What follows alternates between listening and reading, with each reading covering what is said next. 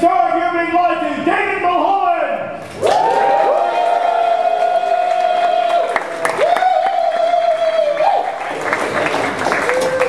Welcome to the Free Fringe, where we get to do our own announcements, but at least the fucker doing the announcements never gets my name wrong. Welcome.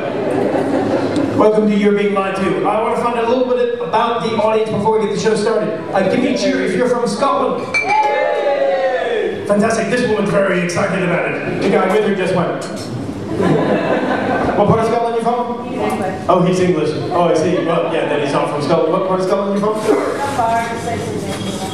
Edinburgh. It's not that boring. It's a lovely town. And what do you do? I'm a banker. You're a banker?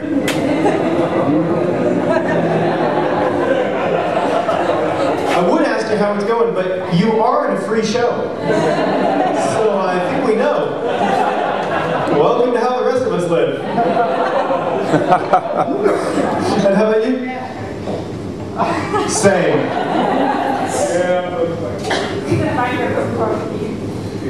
From Torquay? Yeah. Oh, so you're like from opposite ends of the country. You're in the part that actually gets sunshine sometimes. Yeah, and how long have you two been together? I mean, I'm assuming you're a couple, otherwise that body language is wrong. 5 years, that's lovely. He said 5 years, didn't even look at her. Yeah, and she agreed. Fantastic. You're getting late tonight, well done. And what other people from Scotland? No, now that I've talked to people, you're going, fucking no, I'm not from Scotland anymore. No, the mean man with the microphone might notice me. Okay, give me a cheer if you're from England. So quite a few of you, yeah, it was quite nice fist bump. Where are you from? London. London, what part? Southeast. Southeast, huh? Greenwich. Greenwich. The nice bit or the stabby bit? Minimal stabbing. Minimal stabbing, sort of on the border. And what do you do? You're a med student. Okay, congratulations on getting up in time for the show. Well done. Rare among students. But medicine. So what do you think about David Cameron's NHS reforms? Terrible. I would have loved it during the Olympics when they were doing the NHS thing if they just focused in on David Cameron's face. Am I the only one who looks at David Cameron and just thinks Draco Malfoy? I mean, the Tory cabinet, I mean, that's Slytherin. But, okay, give me a cheer if you're from overseas. Yeah. Just a few, where are you from? Canada. Canada, what part? Toronto. Toronto, lovely part. What do you do? Engineer. Engineer, so good serious subject. What kind of engineering? Structural. I'm sorry? Structural. Structural, no, so really manly sort of engineering, well done. And who's the other person from overseas? States. States, what part? Boston. Boston? Oh yeah, that's one of the good coastal bits. Yeah. For people who don't know this, the US is basically two different countries. There's this sort of well-educated, liberal, sophisticated coastal bits, you know, the ones who voted for Obama and now pissed off with him for being a fucking wimp. And then in the middle of the country, that's where they keep all the fat, racist, Bible-thumping, fox-watching alien abductees. You're from one of the coastal bits, so well done. And what do you do? Student, what are you studying? Sustainability. I'm sorry? Sustainability. Sustainability. So you're like a do-gooder. Yeah, you won't make any money, but fuck it, you'll help save the planet. Well done. So is there anyone here from Wales who's wondering why the fuck I haven't asked? You've now doubled the number of Welsh people I've had in audiences so far. We've got one over here, where is that? And what part? Southwest to okay, Swansea, I've heard of it, yes. It's rather one of your larger towns. What do you do? I'm an engineer as well. You're an engineer as well? Fantastic. Cardiff, what do you do? Anesthetist. So if anyone wants to pass out, so is that how you found that woman? Just woke up with a sore bum and went, oh, you look nice. So what do you do?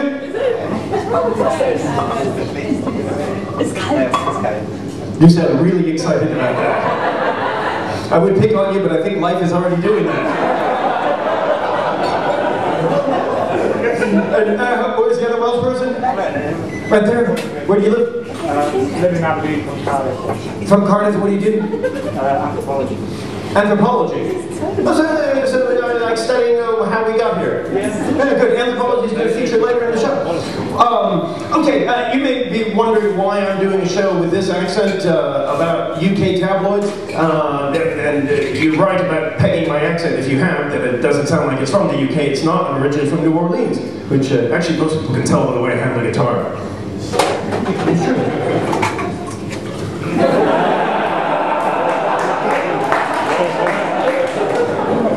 It used to be a unique skill up until last year when some people from Japan learned how to do it.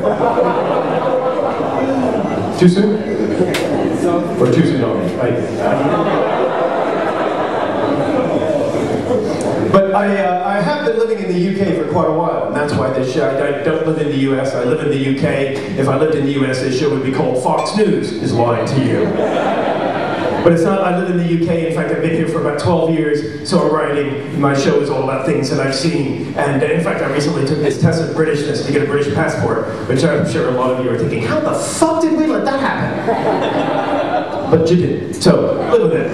But there's one thing I noticed when I took the test, that I think I have a better test of Britishness than the government's test. And I'm going to try it out on you. Now put up your hand if you have a British passport. Now keep your hand up if you like Jaffa cakes. Wow, that's the worst result I've ever seen. Three people went no. Because I noticed this when I first moved to the UK. I was working in this big comedy club. I was the only non-British comic there. I was in the green room where the comics hang out before they go on stage. As I said, only non-British comic there. Someone brought in a load of Jaffa cakes. And all of the British comics, like a troop of meerkats, all at once, just went, Jaffa cakes. And they descended on the table and Jack said, oh my God, there's loads, can I have two? And I saw this and I thought, oh my God, I must try this British delicacy. So I started walking towards the table with Jaffa cakes, and my agent, who's Australian, said, don't bother. I thought, no, I've got to try. So I picked one up and I opened it up and I took a bite and I thought, maybe he was right. To me, it just tastes like a little round piece of cardboard with an orange flavored condom on top. You know what that tastes like, right, fella? Of course I do. That's why I put your hand down. But this show is all about newspapers. If you're expecting that this show is just about me being as funny as I can for 50-55 minutes, it's not. This show is all about newspapers. So if you just wandered in off the street hoping that you see a comedy show that doesn't make your mind hurt, you're in the wrong place. If you are here to see a show all about newspapers lying to people, you're in the right place. You're my people. Sounds like I've got the right crowd. Fantastic. Okay, I want to find out what newspapers people read. Give me a cheer if you read The Independent. A few of you, fantastic. It's a good newspaper. How many polar bears died today? You don't know. Okay, they haven't reported on that. All right, give me a cheer if you read The Times. Just one person, good conservative values, like let's bring back fox hunting. How about The Telegraph? A couple people, more conservative values, more like let's bring back slavery. It looks like a broadsheet. As we're going to find out in this show, it's not. Okay, give me a cheer if you read The Scotsman. That's why they're going broke. All right, give me a cheer if you read The Daily Mail. Oh, fantastic! A banner who reads The Daily Mail. Now I know why she's in a free show. I loved it. I had this happen to me last year. I was doing this same show. This is an updated version of last year's show. And I had a Manchester cab driver who'd been reading the Daily Mail every day for 30 years. At the end of the show, he warmly shook my hand, put 20 quid in my pocket and said, thank you very much. The Daily Mail has just lost a reader.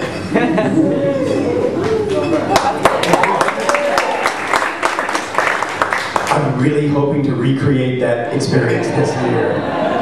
So I'm hoping that by the end of this show, you'll sit there and look at the Daily Mail and go, horse shit.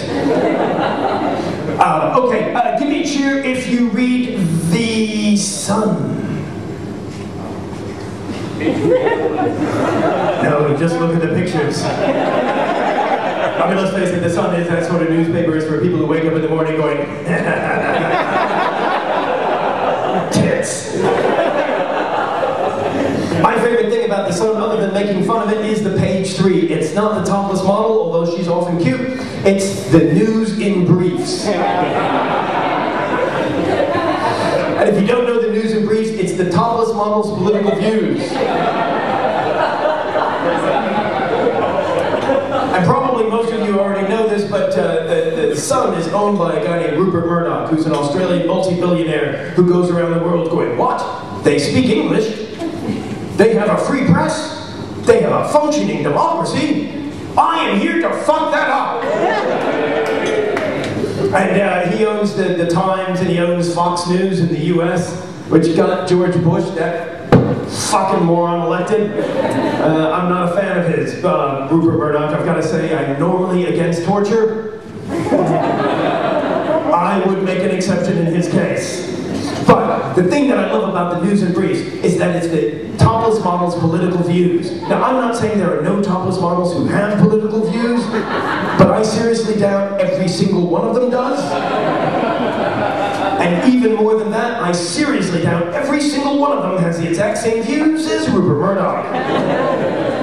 For anyone who doesn't know, I've copied one out so you get an idea. This is, by the way, Healy, 19, from Essex. Keeley reckons yesterday's climate change demo at Stansted Airport backfired.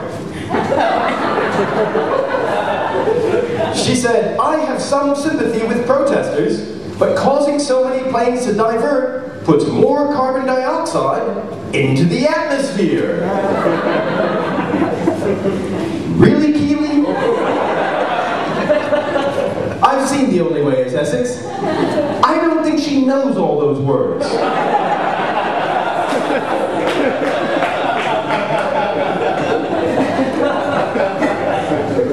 Okay, now, give me a cheer if you get your news online. That's a lot of you. And finally, give me a cheer if you read The Guardian. Yep, I'm preaching to the converted in this case. I'm going to start off the show with a quiz. I'm going to give you 3 stories. There's going to be 3 options in each story. I'm going to read you off the headline and the lead sentence of 3 tabloid news stories, and you're going to have the options A, B, and C to try to figure out what the truth is. Now, I want to get you warmed up. Everyone shout out A. A. B. B. C. C. Fantastic, we're off. This is out of the Sun. Shaken back.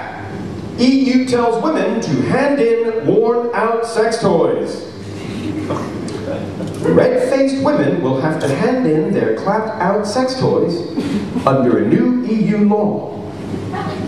They must take back old vibrators for recycling before they can buy a new one. Is this story A, weirdly and creepily true? B, somewhat exaggerated? Or C, as straight as Elton John teabagging Doc Wong?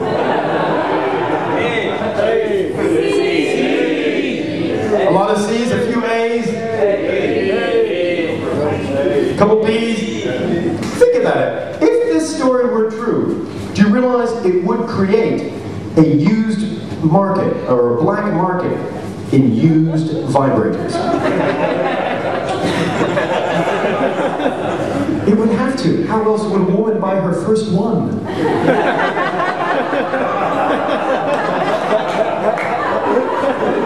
Unless she was inheriting them from mom.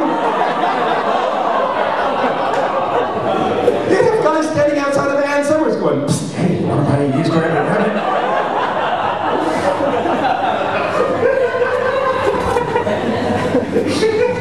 And what the EU did was actually quite sensible. They noticed that big electrical appliances like dishwashers and refrigerators were winding up in tips across the EU, and they thought, you know, these things can be recycled.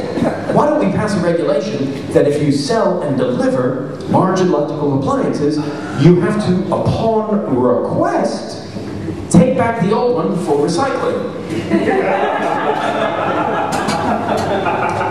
Have you recently tried to buy a refrigerator? Do they fuck in this country? But it's not such a bad idea, but think it, I would have loved to have been in that Sun editorial meeting. Where they went, what? Optional recycling of used electrical appliances?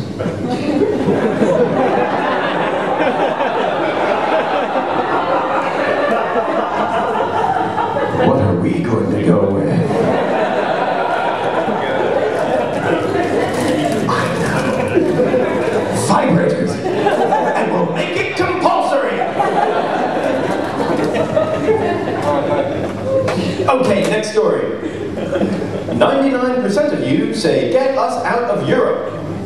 A massive wave of public support was last night surging behind the Daily Express's crusade to liberate Britain from the stranglehold of Brussels. An exclusive poll conducted on the first day of our crusade showed an astonishing 99% of people agree we should quit the European Union. Is the story A, amazingly true? B, somewhat exaggerated? Or C, as honest as breaking up with someone by saying, it's not you, it's me? A's? A, we've got some A's. B's? C's? I'll tell you what they did. They called up subscribers who had been fed a steady diet of stories such as EU banning the sale of a dozen eggs, EU banning the sale of milk jugs. They actually convinced their readers they would have to go down to the supermarket going, can I have some milk, please? And EU wanting to liquefy corpses and pour them down the drain. And what they did is they called them up and said, do you agree that Britain should leave the EU? And if they said yes, their vote was recorded. Then online they had a link saying, debate, have your say, where you had the option to put down your name and email address to yes, Britain should leave the EU. That's not a poll. That's a petition. Apparently, 99% of people who signed the petition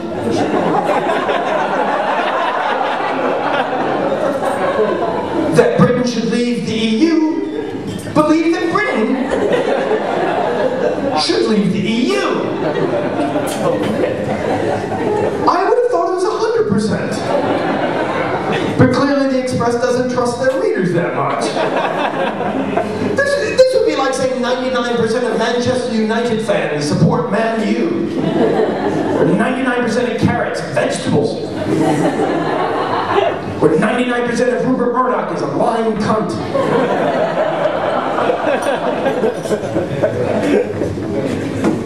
Okay, next story. This is out of the Daily Mail. Outrage as Egypt plans farewell intercourse law, so husbands can have sex with dead wives up to 6 hours after their death. Egyptian husbands will soon be legally allowed to have sex with their dead wives for up to 6 hours after their death. The controversial new law is a part of a raft of measures being introduced by the Islamist-dominated parliament. Is this story A, true? Those Muslims sure do like to fuck dead people. B, not entirely true. Or C, as honest as Rupert Murdoch testifying he had never used the sun for political influence. I heard one person say, if that's true, so we've got an A over here. Any other A's? A? B? B's? C's? Rather than tell you directly, I'll just read you what the Daily Mail changed their online headline to several days later. Egypt's plans for farewell intercourse law so husbands can have sex with dead wives, branded completely false.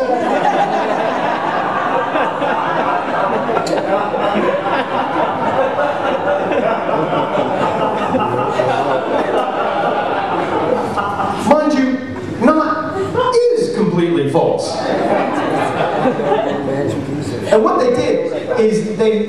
as they said, and by the way, it was not just the Daily Mail that published this. What they did is they got an editorial out of the Arab media, and the editorial was a hyperbole-filled editorial saying, "Don't vote for the Islamists, they'll do crazy shit like trying to legalize necrophilia." You know, like those crazy left-wing editorials in this country during the last elections here saying things like, "Don't vote for the Tories, they'll do crazy shit like trying to dismantle the NHS." Except that one turned out to be true. And that's what they did, and ran with that story. So, yeah, that one's C as well. I want to give you a sort of a background, an idea of where I'm coming from. I worked for a bunch of different newspapers. Probably the best known newspaper was the Wall Street Journal. I covered a variety of subjects such as economics, politics, war, technology, NASA, all hard news subjects, where the basic rule was get it right, get it right, get it right, and don't misspell anyone's name. And the Wall Street Journal had a wonderful system, which was if you had any mistake, any slight mistake, anything, you had to print a correction. And if you didn't, you were fired. And one correction per mistake. And if you had 3 mistakes in 1 year, you were fired. It kept us on our toes. Now, does anyone remember the UK Uncut demonstration at Fortnum and Mason's? Yeah? Okay, for those of you who don't, UK Uncut is an organization that opposes the Tory cuts, and they also oppose profitable companies who aren't paying taxes. Now, Fortnum and Mason's doesn't pay taxes. So they had a demonstration to highlight that profitable companies not paying taxes and cuts all across the board. So they were trying to bring light to this situation, and they had a demonstration in Fortnum and Mason's. Now, the Daily Mail covered this. I talked to someone who was at the demonstration. I talked to people at Fortnum and Mason's who were working there at the time, and I talked to a police officer who was there. All 3 of those groups of people agreed on what happened. Corroboration, happy. I would have run with it. I'm going to read you what the Daily Mail said, and then tell you what really happened. Bear in mind, 3 mistakes, you're fired.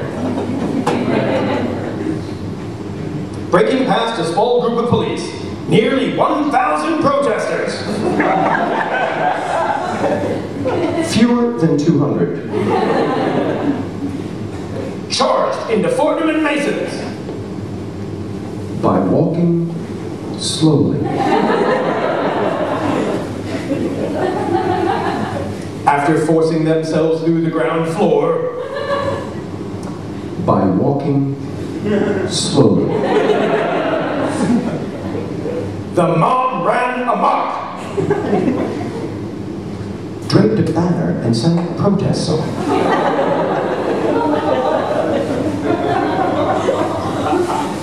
Baskets full of 5-pound bags of Easter Bunny chocolates were pushed over and spilled to the floor by police.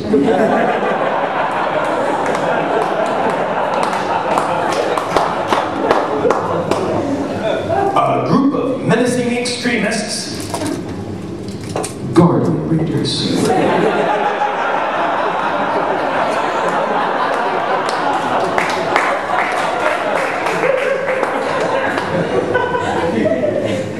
Threatened to smash display cases full of luxury goods if police tried to drag them out. Told police they'd go peacefully and to please stop pushing, otherwise they'd knock over more chocolates.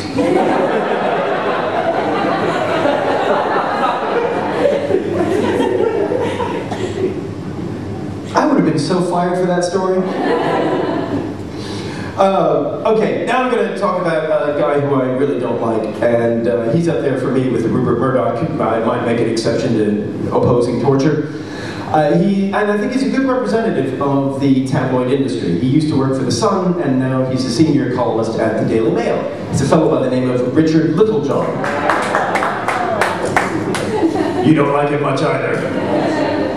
And Richard Littlejohn is a man of supreme self-confidence, gravitas, and as we shall see, the analytical skills of a scallop.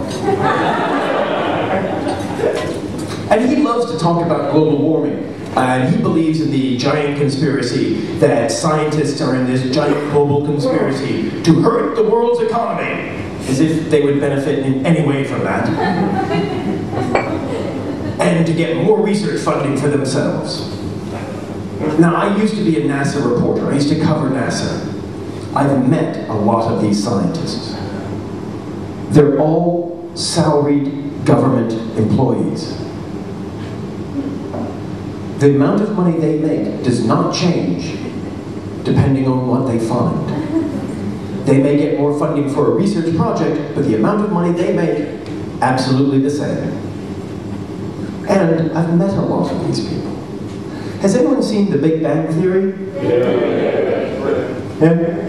Do you know Sheldon?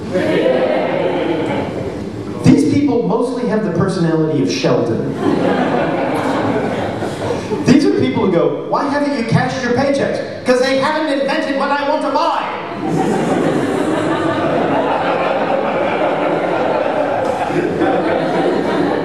And try to imagine these people trying to keep a global conspiracy secret?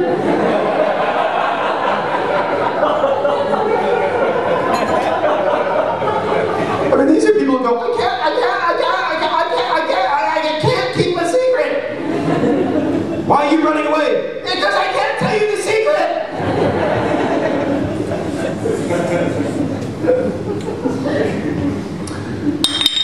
As we shall see later on when I tell you some stories about me, how hard it is to keep any group of people from talking. But okay, here's the story out of the Daily Mail that Richard Littlejohn wrote. The Ice Age is coming. Don't panic.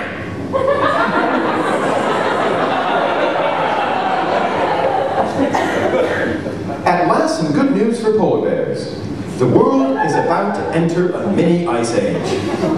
Scientists working for the American Astronomical Society are predicting a significant drop in solar activity over the next decade.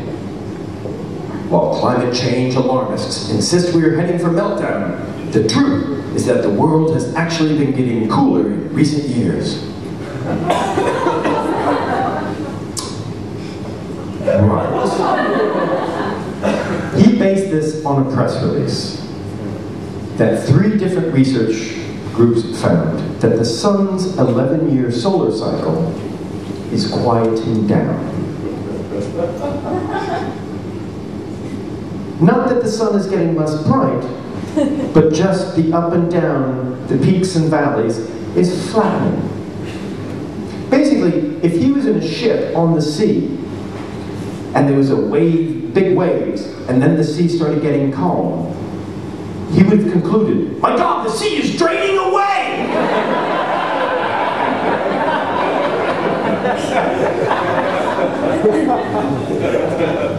And in those 2 short paragraphs, he's made 5 key errors. 1, Littlejohn has named himself after a fictional character from Robin Hood.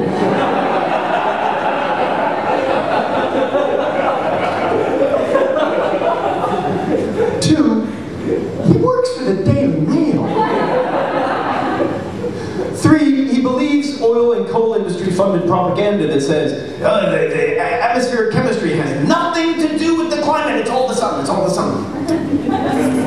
And then he's made the wrong conclusion that if the sun is draining away, it must be getting colder.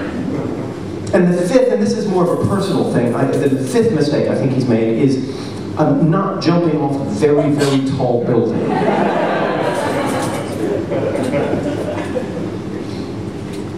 Okay, and here's another one that he wrote. And by the way, if anyone's wondering what NASA says with basically the Sheldons who are looking at all the data, basically what they've said is the 16 hottest years in recorded history are in the past 17 years. Here's his next story. It's raining, it's pouring, that'll be the global warming. Now, he withers on a bit about olive trees and stuff, and then he gets to the key points where he shows that he really shouldn't be allowed to talk about stuff like science. Unfortunately for these alarmists, the weather has continued to have other ideas. If the alarmists were right, the Queen's Diamond Jubilee would have been blessed with continuous scorching sunshine.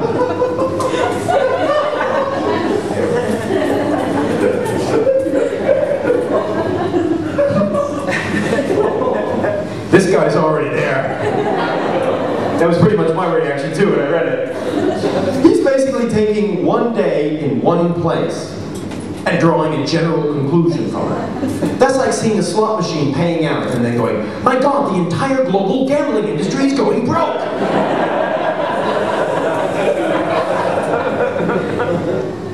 And then he does it again. Britain's weather has always been unpredictable. You might have thought they'd have got the message when snow fell in October 2008, on the very day the climate change bill was being debated in the House of Commons. That would be like meeting Jiang Junkai, China's tallest man, and going, my God, he's enormous! The Chinese are huge! How many have you met, Littlejohn? One! How many are there? Oh, a billion! Good research, Littlejohn, good research!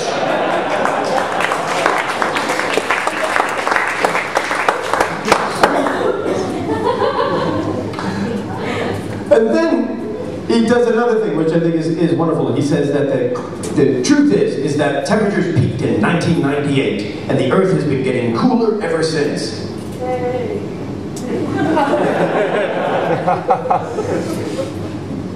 That's like arguing that people have been running slower since 1998, because that was the year that the 1,500-meter record was set. Anyone who's been watching the Olympics knows that people are running faster all the time. And also, here's one of the things. 1998 said temperatures peaked in 1998. He's hinging his argument off that. Temperatures peaked in 1998. Yeah. He's almost right. All that means is 98 was a really hot year. In fact, it was almost as hot as 2005. And 2010. And incidentally, this year's on track to beat that one. And here's the thing that gets me, is I think that we're all just very complex chemical reactions, self-perpetuating chemical reactions. And the most complex thing that we know of in the universe is between our ears. And if you ever watched Geordie Shore, you know that's not terribly complex. And we act like chemical reactions, and we self-perpetuate. Now, we are so complex that we can understand the consequences of our action and predict the outcomes of our actions. If you take a much less complex self-perpetuating chemical reaction, like yeast, and put it into a bottle of dark grape juice, it will start multiplying and reproducing and digesting all the sugars and shitting out alcohol, and the population will explode. It'll keep doing that until it destroys its environment and they all die. I would like to think we're smarter than yeast. But I read Littlejohn, I am not convinced.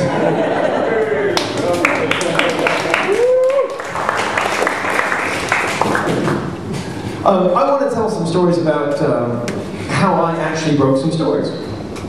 I was covering military affairs when the Bush administration was trying to go to war in Iraq and trying to convince everyone that they had weapons of mass destruction, despite the fact that none of the UN inspectors thought they did. You know, because the Bush administration was, we've got to stand up to the experts!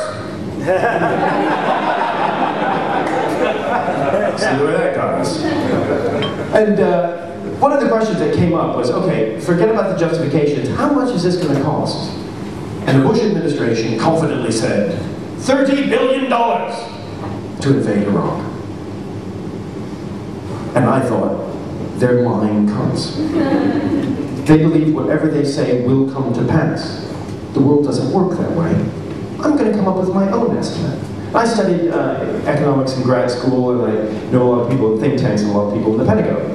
And so I called them up and tried to find out the cost of previous operations, talked to some people in think tanks in the Pentagon, and came up with an estimate. that I thought was a pretty reliable estimate of how much it actually was going to cost. And the answer I came up with was $240 billion. And the Bush administration went ballistic. The day the story came out, I got a furious phone call from the White House saying, "You must print a correction! It's $30 billion! It's $30 billion! It's not $240 billion!" And I refused. I said, "I don't trust your numbers. I think you're lying." And they called up my editor and screamed at him and tried to get him to print a correction. And he refused. And then they called up the publisher and tried to get me and the editor fired. And they were right to be so upset because my numbers were way off. About $2 trillion.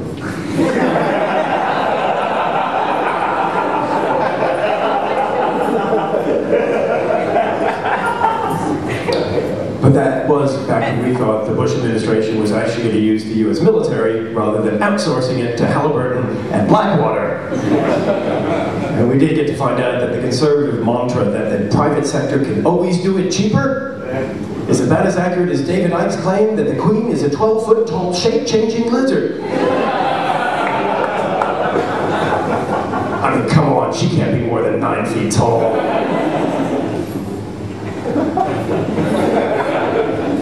And after the war kicked off, I was out in Iraq, and one of the things I noticed was that the fuel trucks coming out from Kuwait were all civilian.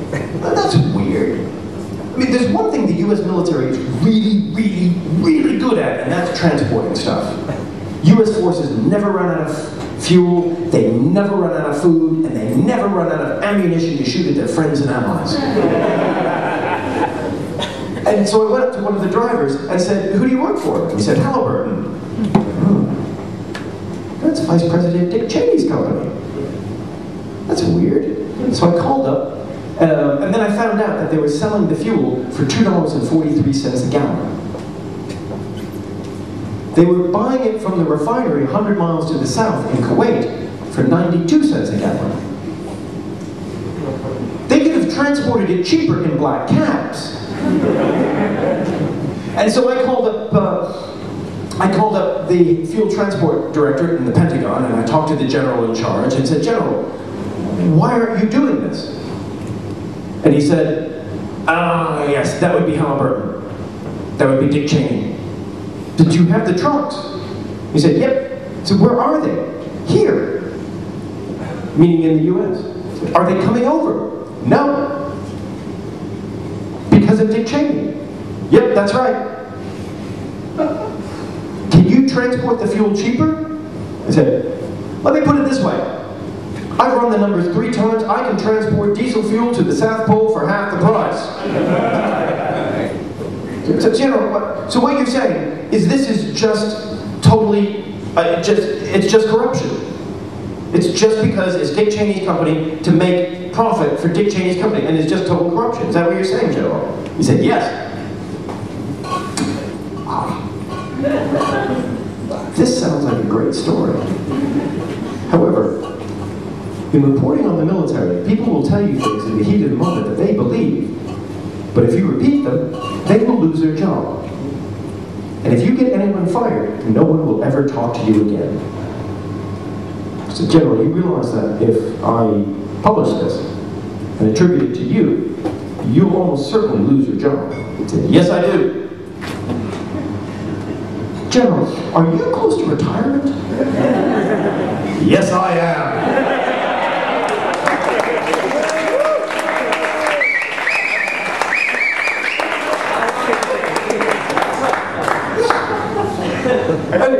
I knew a little bit about oil reporting because I've been an oil reporter, and in general, oil reporting is really dull except for one aspect of the job, and that is that oil refineries don't want any news to come out. My job as a reporter was to get news out. And oil refineries are huge affairs, like a square mile, and like 5,000 to 10,000 people working in them, and basically they're giant distilleries for distilling crude oil. They basically boil crude oil under high temperature and high pressure to separate the bits out. Now, as you may notice, crude oil is flammable. They're boiling under high pressure and high temperature stuff that blows up, and things go wrong. And the refineries don't want anyone to know when something blows up, because it means their ability to produce more has just stopped. And what happens is their insurance goes up, their stock price goes down, and the spot market goes crazy, and they generally lose money on it. So my job was to find out what they didn't want me to find out. And I'd heard a rumor that there was a problem at a plant in Texaco, a Texaco refinery in Louisiana. And so I called up the head of press affairs, a guy named Miles Anderson, and said, hi Miles, this is David Mulholland with Associated Press Dow Jones. I heard a rumor that you've got a problem down there at the refinery. And he responded, you will not find out any information about this refinery's operations, is that clear? yes, Miles, I'll call you back in a few minutes for a statement. No, you won't! You know, I will. The thing is, as a reporter, you get to go places, you get to meet people, you get to see things that most people don't get to see. And as one of the things as an oil reporter, I got to visit a lot of oil refineries and meet the people behind the operations, see their operations, and steal their internal photos. There's 5,000 to 10,000 people working in a refinery. There's at least 1,000 phone extensions. What do you think the chances are that I'm not going to find out what's happening? First call I made was to the head of operations. I figured if there was a bad problem, he would not be in his office, and I would get his secretary. Now this plant is in Louisiana. I'm from Louisiana. I'm not going to use my talking to foreign people accent. I'm going to put on the local accent. And I called up and went, hey, yeah, can I talk to Bob Jones, please? The woman said, I'm sorry, he's out of the office right now. He said, hey, who am I speaking to, please? This is Darlene, his secretary. Said, hey, Darlene, I heard you got a problem down there. Oh, yeah.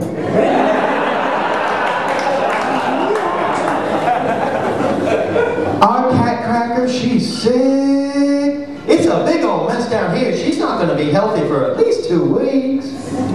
Can I take a message? No, that's fine, Darlene, thanks. Call up Miles Anderson. Hey, Miles, so I heard your catalytic cracking unit is blown up and probably won't be operational for at least 2 weeks.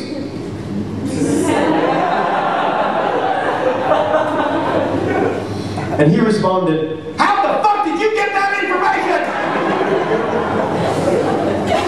Thank you for confirming that, Miles.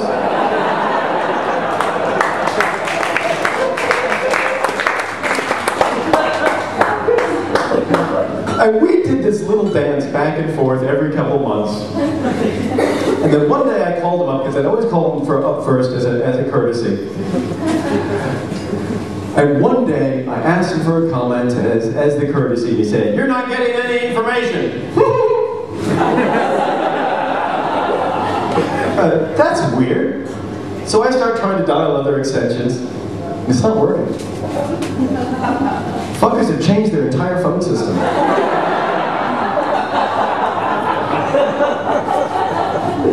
Oh, what the fuck am I going to do now?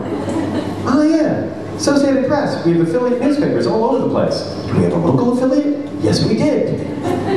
Just about 5 miles from the refinery. I talked to the reporter who was in charge of the refineries, talked to her, and said, have you heard anything about a problem at the Texaco refinery? She went, no, I haven't. But I do know where those boys drink. And I'm feeling like an adult beverage or 3. She called me back about 2.5 hours later, a little worse for wear, slurring her words a little bit. The first words out of her mouth were, you know, when these boys have been fighting a fire all day, they get awful handsy.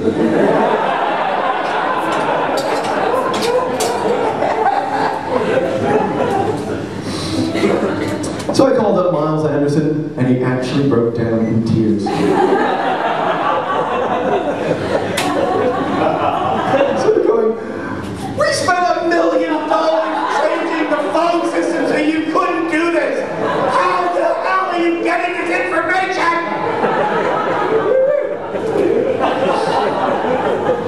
I had totally broken him down. The next time I heard a problem, I said, "Hi, this is David Mulholland," and he says, "Okay, I'll give you a comment."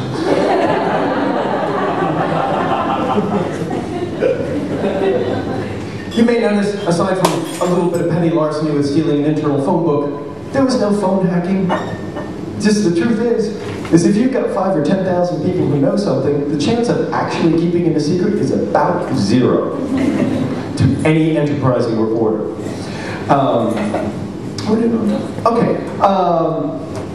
And I think news is really, really important. I think without news, we can't make good decisions. And you see this in the US with Rupert Murdoch on Fox News dominating Texas. And the stupid shit they're doing. Texas is actually now opposing, and it's totally dominated by Fox News. Texas now officially opposes the teaching of critical thinking skills.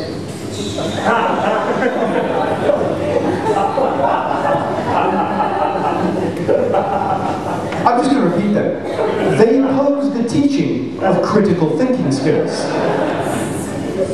They want to teach uncritical thinking skills like Muslims are evil, McDonald's is good for you, Fox News tells the truth. And if you watch Fox News, you'll learn that God hates poor people, especially brown ones. And this is something I would love to see in the UK. Unfortunately, I haven't found a study that does this, but there have been 3 studies in the US. And Fox News is like the tabloids in the UK. And what this study found, or these 3 studies found, was that, and they looked at 3 different groups of people. They looked at people who got their news from Fox News, people who got their news from a variety of news sources, and people who didn't give a fuck about the news. And then asked them questions about what was going on in the world. All 3 of these studies found that if you live in a cave on a desert island eating nothing but coconuts and feral goats and your only companion is a volleyball named Wilson, you still know more about what's happening in the world than if you watch Fox News. I would love to see the same sort of study done with tabloids in the UK. I'm hoping someone will fund it. Okay, now we're going to move into the final part of the show. I'm going to give you a reverse quiz. I'm going to tell you the truth and see if you can guess the Daily Mail headline.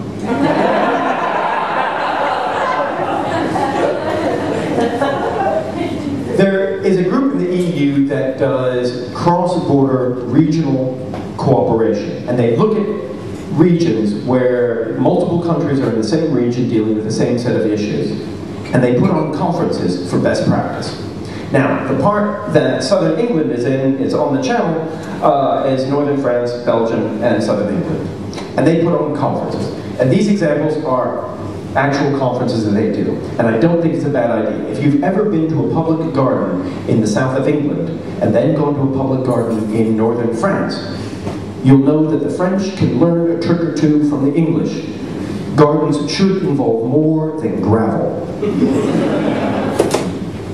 And if you've ever been to a historic Belgian seaside town, and then been to Southampton,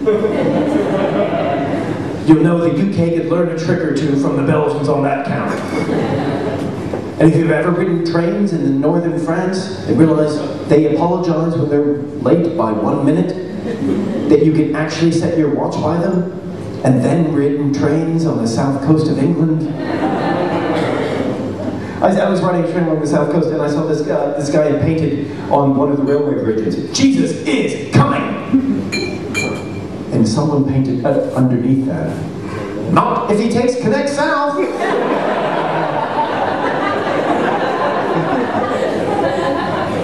So I don't think this is a bad idea. So, here's the news.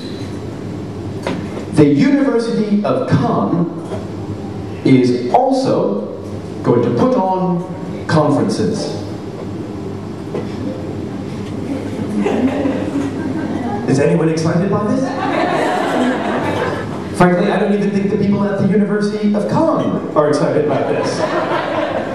But because there's a new center, they put out a new official map that is different from the old official map by having that red dot. So, can you guess the Daily Mail headline? Europe leaders out of uncapital. Thank you for jumping in. I was going to give options. But that's not a bad one. I like that. Okay, A. Wayne Rooney gets hair transplant. It's a lot more exciting. Or is it? Fuck it, that's as good as my pick.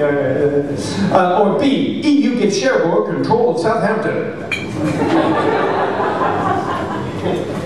Or is it C? EU wipes England off the map.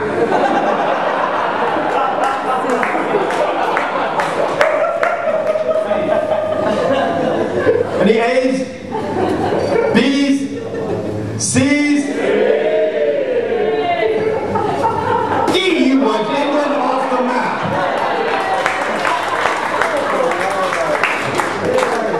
But not just the Daily Mail. Oh no, no, no. The Sun went with up the pole revealed EU secret plot to abolish Britain.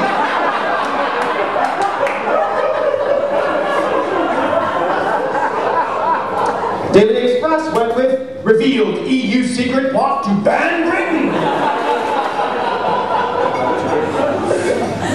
And the Daily Telegraph, as I said, it is a tabloid, went with on St. George's Day, say goodbye to England.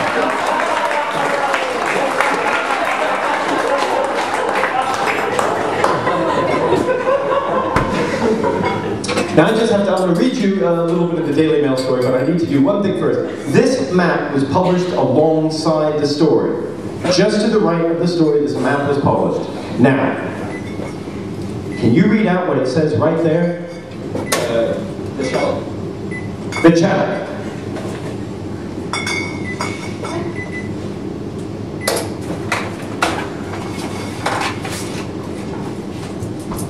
The Tories have issued a St. George's Day rallying cry against plans by Brussels to wipe England off the map and create a united Europe. On St. George's Day, it was revealed that EU officials had revised a map, wiping out the country and the channel.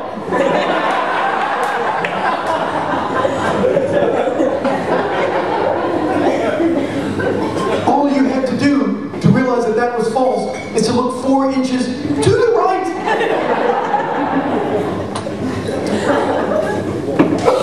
Then it says the UK government is fully behind the project, even though the words England and Britain are left off official maps.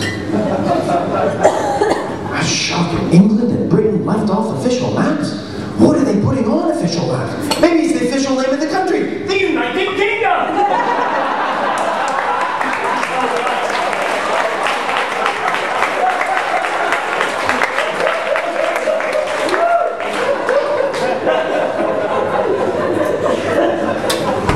Basically, they're just protesting that the name of the country isn't England.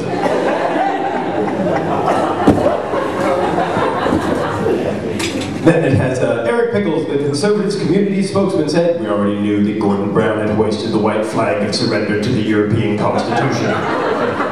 Now the Labour government has been caught red-handed, conspiring with European bureaucrats to create a European superstate via the back door. That's right, Brussels is buggering you all. Gordon Brown literally wants to wipe England off the map."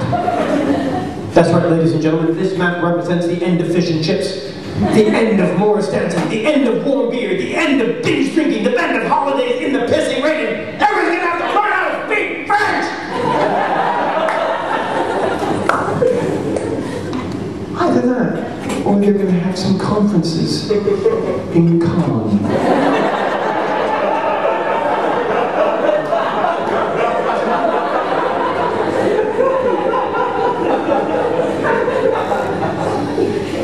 I must say you've done very, very well in the quizzes. For those of you who answered C's, well done, you're well informed, you're intelligent, you should speak more at parties and get laid at least once a week. For people who answered B's, well, you're normal. And in this game, that means very poorly informed indeed. And if you answered A's, please see me after the show. I have a fabulous investment opportunity for you.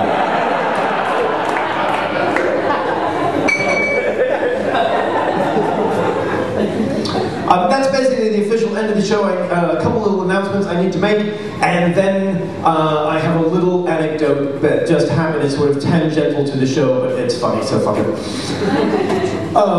If you don't know about I run the Soho Comedy Club on Leicester Square in London, and I'm running a show at midnight. Tonight's our last night for it, and it's called The Midnight Hour, and basically I book the same sort of acts at the midnight hour as I book it on Leicester Square, so it's a way to showcase what we do and stop me from drinking until 1 in the morning.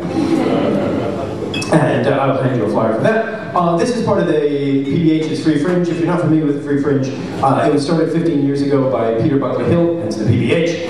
And it started off as a protest against the big paid venues. And the thing is that the big paid venues, they charge not only the audience money to go see the shows, they charge the performers so much to perform there that you have to budget to lose between £5,000 and £8,000 per show. The money you spend on those shows goes to the venue owners. The artists never see a penny of it. The Free Fringe started off as a protest against that. It represents a much better deal. We get the venues for free, the venues get people to buy drinks, and you get to come in for free, so it's a much better deal. But of course, it's not actually free for us to put on these shows. Just being in the brochure alone is nearly £500 per entry. I'm doing 2 shows. Also, there's the wildly overpriced accommodation. Nearly £1,000 for that. Then there's the travel expenses and the flyers and the hiring flyers and of course I have a serious substance abuse. I eat my fix a couple times a day and I'm hungry. And the only way we can make the money back is, of course, by asking you for a contribution. The suggested contribution is £5. If this was a paid show, it would probably be £12.50. So, and I understand if you're a student or you're unemployed or, you know, Greek. I understand if you can only afford £2, but of course, you know, like if you're like a banker, get your money out, fold it up, don't go all Jimmy Carr on us. And, yeah, so do I.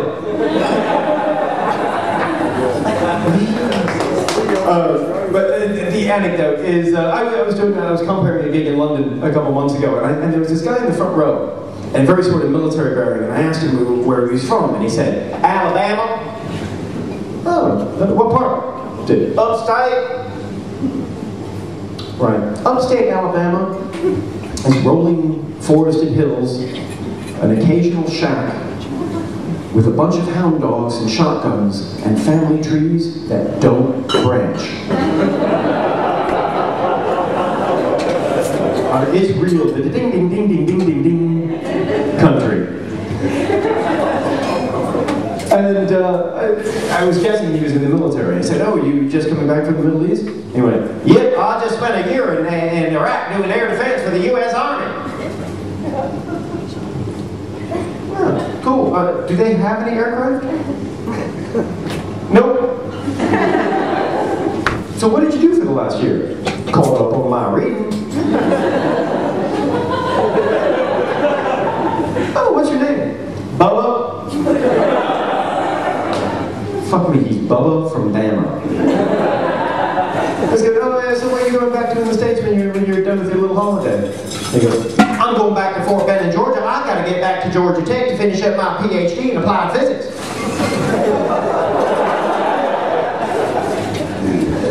Dude, that's one of the best technical universities in the world. Well, I know, I got both my masters in applied physics there. Anyway, so let me ask you, what do you think of Fox News? I said, well, I'll tell you. I noticed whenever they report on something that I know about, they're always wrong. Don't tell my friends, but I get my news from the New York Times. I read it on my iPad. I keep 2 tabs open, one to the New York Times and the other tab to Cum Sluts 5. They come along, they see me, I switch it over to Cum Sluts 5, they say, good website. I say, yes, I know. So, Bobby, you really surprised me. You're a pretty sharp guy. But, yep, that's right.